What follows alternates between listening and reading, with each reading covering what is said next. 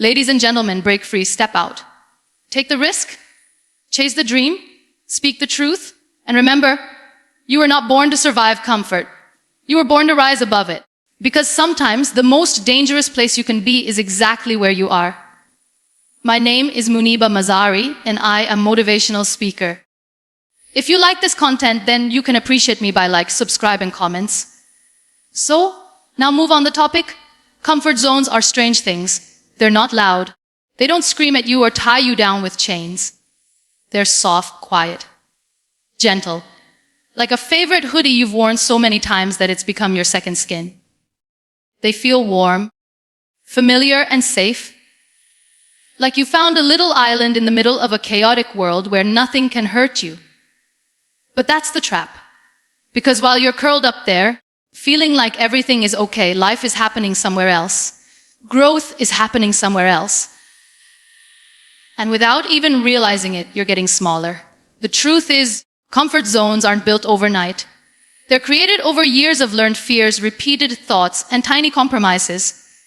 Each time we say no to something that scares us. Even if it's good for us, we add another brick.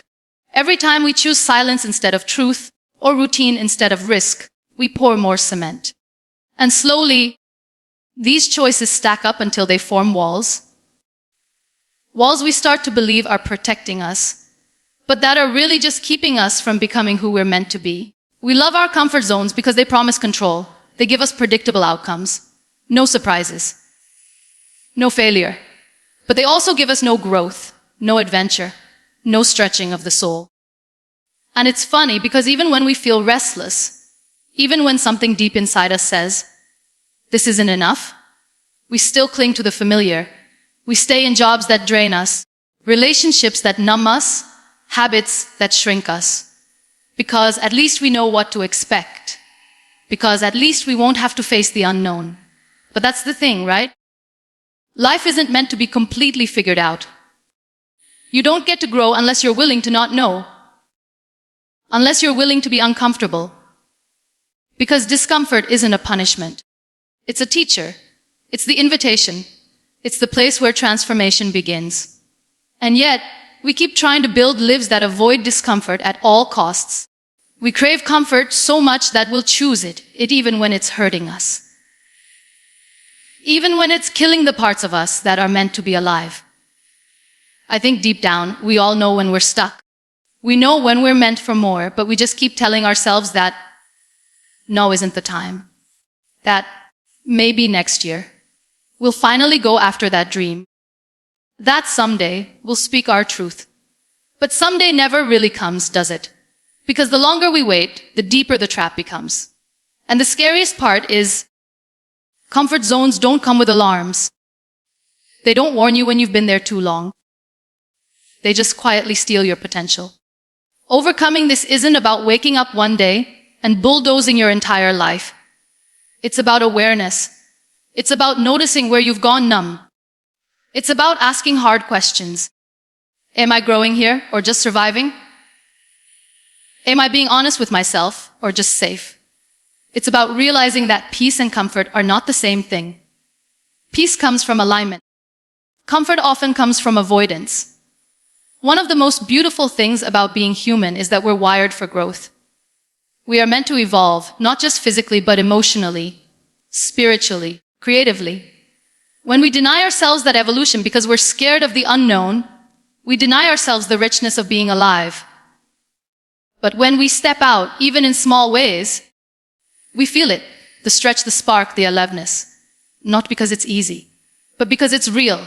And I get it, it's terrifying.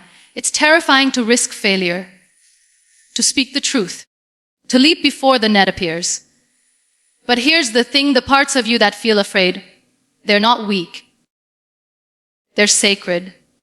They're the parts of you that care, that want to protect you. You don't need to silence them. You need to walk with them. You need to show them that courage doesn't mean being fearless. It means being scared and still choosing something greater. Comfort zones are beautiful because they feel like home.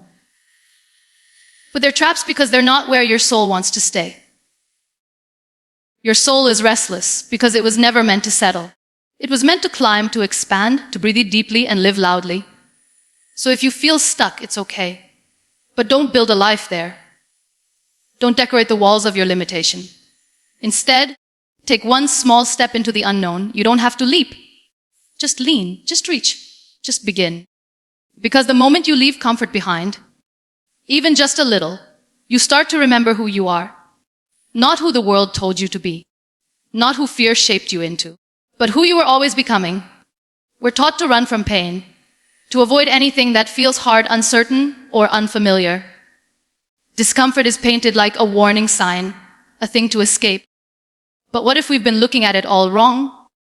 What if the very thing we're running from is actually the doorway we've been searching for? Discomfort isn't a punishment. It's an invitation. It's life knocking gently, and sometimes not so gently, saying, hey, there's more for you. It's that awkward, painful, sometimes confusing space between who you were and who you're becoming. And it's necessary. You don't grow without it. You don't evolve, expand, or heal in the absence of struggle. Because growth doesn't happen when things are easy. It happens when things challenge you. When they push you. When they stretch you in ways you didn't ask for, but maybe needed all along. We talk about growth like it's this inspiring, magical process. And sometimes it is. But more often it's messy. It's uncomfortable. It's sitting in a room with all your fears and still choosing to stay. It's waking up with a heavy heart and still getting up. It's trying, failing, and trying again, even when no one's watching. Discomfort is not glamorous, but it's honest. It's real. It strips away the things you thought mattered and introduces you to the things that actually do. The world tells us to chase comfort, to build lives that are convenient, efficient, predictable. But predictable doesn't mean fulfilling. Easy doesn't mean meaningful. Comfort might keep your heart from breaking, but it also keeps it from opening. And growth. Real, deep, beautiful growth. It lives on the other side of that opening. We think if something is hard, we must be doing it wrong. But sometimes the hard path is the right one. Not because life is trying to test us, but because we're being called into a higher version of ourselves. Think about it. Every person you admire, every story that moved you, every transformation that inspired you, it was born in discomfort. No one grows by staying still. No one becomes whole by staying the same. And here's the thing, discomfort isn't just about big, dramatic moments. It's also in the small, quiet choices.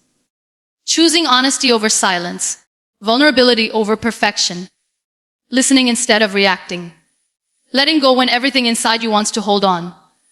These are the places where growth lives. Not in the spotlight, but in the shadows, in the stillness, in the uncomfortable truth. But discomfort doesn't mean suffering. It doesn't mean we have to break ourselves to grow. It just means we have to feel, to be present, to stop numbing ourselves with distraction, approval, and fear. Because the moment we allow discomfort to exist without judgment, we begin to heal. We begin to change. We begin to grow into the version of ourselves that is no longer afraid of pain, but is willing to walk through it to find purpose. And when you do that, when you stop running and start listening, you'll notice something. Discomfort has wisdom. It teaches you who you are. It shows you what matters. It burns away the superficial and leaves behind the truth. It says, this is where your edges are. This is where you can stretch. And stretching isn't always fun. But it's where the magic happens. We spend so much energy avoiding discomfort that we don't realize how much life we're missing. We stay quiet instead of speaking up. We stay small instead of taking risks. We choose safety instead of growth. And in doing so, we choose to survive rather than live. But living, really living, requires courage. The kind of courage that doesn't always roar but shows up anyway. The kind that says, I'll try, even when you're terrified. The beauty of discomfort is that it doesn't last forever, but what it leaves behind can stay with you for a lifetime. Resilience, clarity, compassion, strength. You'll look back at the moments that broke you and realize they were also the moments that built you. That gave you a depth you wouldn't trade for anything. So if you're in a season of discomfort right now, please don't rush to fix it. Don't cover it up or push it down. Sit with it. Listen to what it's trying to show you. Because somewhere inside that ache, that frustration, that uncertainty, there's something sacred. There's a lesson, a gift. A turning point. You don't have to be fearless to grow. You just have to be willing. Willing to feel. Willing to stretch. Willing to trust that discomfort isn't here to destroy you. It's here to wake you up. To shake your soul and whisper, you're becoming. And isn't that what life is really about? There's the story we tell ourselves. It sounds like, I'll start when I'm ready. Or, someday, when the timing is better. Or, I just need to figure things out first. We wait for clarity. We wait for confidence. We wait for the fear to go away. But the truth is, there's no perfect time. There never has been, and there never will be. Waiting for the right time is just a more comfortable way to say I'm scared. And that's okay. Of course you're scared. We all are. Because stepping into something new, something meaningful, something honest, it's terrifying. You might fail. You might lose people. You might find out you're not as strong as you hoped. But you also might discover who you really are. And isn't that worth the risk? We grow up thinking life will eventually feel settled. That there's some future version of us, more polished, more healed, more figured out, who will finally have the courage to act. But that version never shows up. Because the only way to become that person is to start now. With the mess, with the questions, with the ache in your chest and the lump in your throat and the voice that says, I'm not ready. Because that's the truth. We're never really ready for the things that matter. We become ready by doing them anyway. Time isn't something you catch up to. It's something you participate in. Right now. This moment. This breath. That's all you actually have. And the more you wait for the right moment, the more you let life slip quietly through your fingers. We tell ourselves we're being responsible, cautious, practical. But more often, we're just scared to be vulnerable. Scared to be seen trying. Because trying means we care. Trying means we're invested. And when you care that much, failing hurts. But what if it's okay to fail? What if starting, even imperfectly, is the win? What if the courage to show up before you're ready is the very thing that changes your life? Sometimes, the right time is just another version of self-protection, a shield against rejection, a delay in facing the things we don't want to feel. But the longer we wait, the heavier that shield becomes. It turns into regret, into frustration, into this quiet, knowing sense that we're betraying ourselves. And I don't think we're meant to live like that. I don't think we're meant to spend our lives on the edge of the thing we love, too afraid to leap. I think we're meant to fall in love with our lives in the middle of the mess. I think we're meant to start writing the book before we know the ending, to speak the truth before we've practiced the speech 100 times, to love before we've mastered how to protect ourselves from heartbreak. Because life doesn't wait. It's not going to pause and let you catch up. It moves. And if you don't move with it, you end up stuck in a version of yourself that doesn't fit anymore. A version that was shaped by fear instead of possibility. We don't need more time. We need more honesty. More honesty about what we really want. About what we're afraid of. About what it's costing us to stay stuck. Because once you get honest, really honest, about how much it hurts to keep waiting, you start to see that the only thing between you and the life you want is your willingness to begin. You don't have to do it all today. You don't have to have a 10-step plan or complete confidence or perfect conditions. You just have to begin. You just have to say, I'm scared, but I'm doing it anyway. And that decision, that's where everything shifts. That's where you stop being a passive observer of your life and become an active participant in your own becoming. We wait because we're taught that time will deliver us clarity. But it's not time that brings clarity. It's movement. Action. Showing up, falling down, getting back up. It's living even if it's messy. Especially if it's messy. That's where we find the answers we've been waiting for. So stop waiting for the perfect body, for the perfect moment, for the perfect plan. Stop waiting for permission or certainty or signs that scream la yes. Sometimes the only sign you get is the one already inside you. The quiet whisper saying, you're meant for more. And you are. You always have been. Fear gets a bad reputation. We talk about it like it's something broken inside us, something to be fixed or erased. But fear isn't the enemy. Fear is natural. Fear is human. Fear is your body's way of saying, hey, this matters. Fear only shows up when something is close to your heart, when something has meaning, when the outcome could shape you in some way. That means fear is not a flaw. It's a sign you're alive. But somewhere along the way, we learn to treat fear like a stop sign. We see it and we freeze. We tell ourselves, I'm not ready yet. Or maybe later. Or, what if I fail? And so we wait. We hesitate. We shrink. We sit with the thing we're afraid of like it's a wall we can't climb. But the real danger isn't the fear itself. It's the way we respond to it. It's the inaction. The pause that never ends. The silence that grows louder with time. Inaction is where dreams go to die. Not because you weren't capable. Not because you weren't worthy. But because fear told you a story and you believed it. It told you that discomfort was danger. It told you that rejection would destroy you. It told you that mistakes were fatal. And so you chose safety. You chose comfort. You chose stillness. But deep down, a part of you always wondered, what if I had tried? The thing about fear is that it doesn't go away just because you ignore it. It waits. It lingers. It shows up in your body, in the tension in your chest, in the heaviness behind your eyes, in the quiet restlessness you feel at night. It becomes background noise, always humming, always reminding you of what you haven't done. And the longer you wait, the more power it has. Not because the fear has grown stronger, but because your inaction has made it louder. But here's the beautiful part, fear can be your compass. It can show you where you're meant to go. If something scares you and excites you, that's usually a sign you're headed in the right direction. Not because it's safe, not because it's easy, but because it asks something of you. Because it asks you to rise. And rising is what you're here for. We think courage means not being afraid, but that's not true. Courage is feeling the fear, holding it gently, and moving forward anyway. It's saying, yes, I'm scared, but this matters more. That's what separates the people who live fully from the people who only imagine what that might feel like. And let's be real. Fear is loud. It's clever.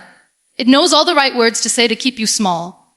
It'll disguise itself as logic, as caution, as maturity, but most of the time, it's just avoidance. A way to protect your heart from the unknown. And yet, ironically, the unknown is where everything beautiful lives, growth, joy, connection, purpose. You won't find those things in the waiting room of life. What we forget is that every great thing you admire in others began with fear. No one builds a meaningful life without being afraid. The difference is that some people let fear sit in the back seat while they drive, and others hand it the keys. So maybe it's not about getting rid of fear. Maybe it's about becoming the kind of person who can live with it. Who can hear the voice of fear and say, I see you. I feel you. But I won't let you decide for me. Because fear will always try to write your story. But you get to decide if it holds the pen. The truth is, you will be afraid. You will doubt yourself. You will want to quit. But those moments don't define you. What defines you is what you choose next. What defines you is how you keep going, even with shaky hands and a trembling voice. What defines you is the choice to act, even when your heart is racing and your thoughts are spiraling. And action doesn't have to be huge. It can be small. It can be quiet. It can be one tiny step in the direction of the life you want. Because every step you take, no matter how small, whispers to fear, you don't control me. And every time you act in spite of fear, you reclaim your power. You don't have to wait until you feel fearless to begin. You begin, and little by little, you learn that you can survive fear, that you can breathe through it, that you can live alongside it and still move forward. And one day, you'll look back and realize that fear was never the enemy. It was the invitation, the door. The signal that something beautiful was waiting on the other side. But only if you choose to move. Somewhere along the way, we learn how to shrink. Not intentionally, not all at once, but piece by piece. We start by lowering our expectations just a little. We call it being realistic. Then we stop asking for what we really want, because it feels like too much. We settle for less, not because we don't dream, but because we're scared to look greedy for wanting more. And eventually we begin to convince ourselves that this half version of life is all we deserve. But let's be honest, it's not what we wanted. Not even close. There's a quiet kind of sadness in settling. It's not loud, not dramatic, it's subtle. It looks like boredom that turns into numbness. It sounds like laughter that doesn't quite reach your chest anymore. It feels like living a life that fits. Sort of. But not in the way that matters. Not in the soul. Settling doesn't mean you're weak. It doesn't mean you're lazy. It just means you forgot how much you're worth. Or maybe no one ever told you. Maybe no one ever looked you in the eye and said, hey, you don't have to stay here. You're allowed to want more. You're allowed to want better. You see, you weren't made to just exist. You weren't made to just get through the day. You weren't made to live someone else's idea of a good life. You were made to feel deeply, to grow wildly, to love boldly, to fall and rise and try again. Not to go on autopilot until the years blur together. It's tempting to settle when the world keeps telling you that being grateful means you stop reaching. But gratitude isn't the opposite of desire. You can be deeply thankful for what you have and still want more for yourself. More peace. More joy. More authenticity. That's not selfish. That's sacred. Settling is often rooted in fear. Fear of failure. Fear of rejection. Fear of what people will say if you walk away from something that looks good enough. But if something costs your joy, your truth, your sense of self, then it's not good enough. Not for you. And here's the tough truth, staying in what's familiar but unfulfilling doesn't protect you. It just prolongs the ache. It keeps you stuck in a place where your heart is half awake and your soul is whispering, there's more. You weren't made for almost love, almost dreams, almost joy. You were made for depth, for fire, for the kind of life that makes you feel like you're finally breathing again. Of course, walking away from what you've settled for is terrifying. It asks everything of you. It means facing uncertainty and grief and loneliness. It means standing in the space between what was and what could be. And that space is uncomfortable. But it's also where you grow. It's where you get honest. It's where you start listening to yourself again. The truth is, you already know. You know when something feels like settling. You can feel it in your body, in the tension in your shoulders, in the sigh that escapes your chest for no reason, in the way your smile doesn't quite feel real. That's your soul talking. Don't ignore it. You are allowed to leave a job that drains you, even if others think it's stable. You are allowed to end relationships that feel safe but small. You are allowed to change your mind, change your path, and change your life, not because you're ungrateful, but because you are finally ready to choose yourself. Choosing not to settle doesn't mean chasing perfection. It doesn't mean every day will be magical and every step will feel right. It means refusing to dim your light just to make other people comfortable. It means refusing to keep making yourself smaller in order to fit inside boxes you've outgrown. You're allowed to want more. Not in a greedy way. In a deeply human way. In a way that honors who you are and who you're becoming. In a way that says, I know it's scary. I know it's hard. But I believe I'm worth it. The beautiful thing is that when you stop settling, you make space. For love that feels whole. For work that fulfills you. For a life that reflects your truth instead of just your fears.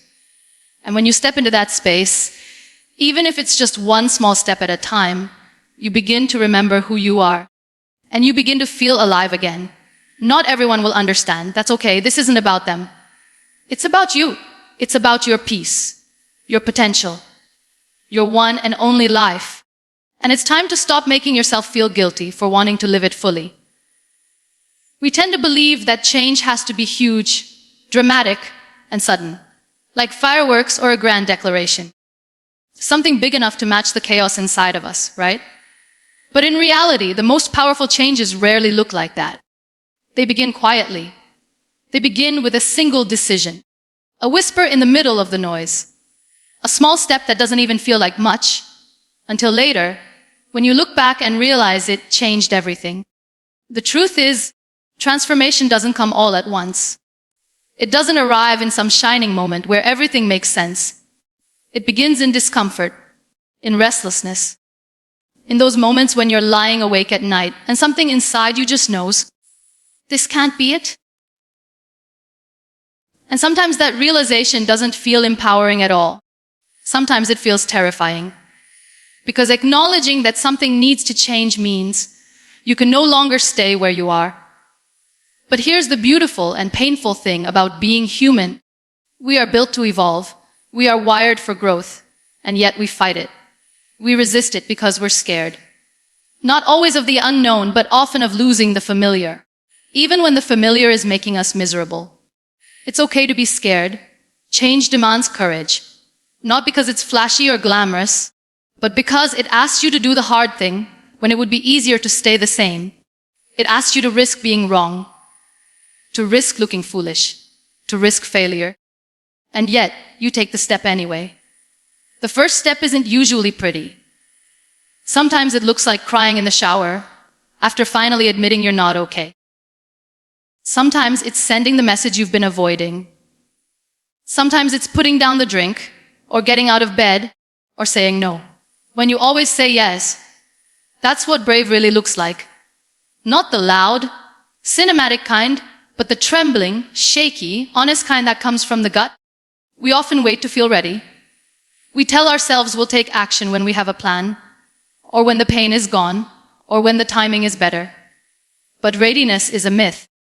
If you wait until you're not scared, you'll wait forever. The first step is always going to feel awkward. It will always come with doubt and discomfort. That's how you know it matters. The world may never validate your bravery. No one may clap for you when you decide to choose yourself. You might not get applause when you start the healing process or when you walk away from something that's slowly breaking you. But you don't need applause. You need honesty. You need truth. And you need to be willing to move forward even when no one else is watching. Because once you take that first brave step, something inside you changes. You begin to trust yourself again. You start proving to your own soul that you are not a prisoner of your past. That you are not defined by the worst thing that's happened to you. That you have agency. That you are capable of creating a life that feels good in your bones, not just looks good from the outside. And you'll stumble, of course. You'll take one step forward and 3 steps back. You'll question everything. You'll want to give up. That's okay. Falling is part of it. But every time you choose to keep going, even just an inch at a time, you are changing. You are healing. You are becoming. The path won't be straight. The fear won't magically vanish. But momentum builds with movement. The more you step into the unknown, the less intimidating it becomes. Not because the fear goes away, but because your courage grows louder than your fear. You don't need to have it all figured out to begin. You just need to begin. One decision, one action, one moment of choosing yourself, your truth, your healing over comfort. That's where all great change begins. Not with perfection, not with certainty, but with bravery, raw, imperfect, unglamorous bravery. And maybe one day you'll look back at that moment, at that one tiny, brave step, and realize that was the day everything shifted. Not because the world changed, but because you did.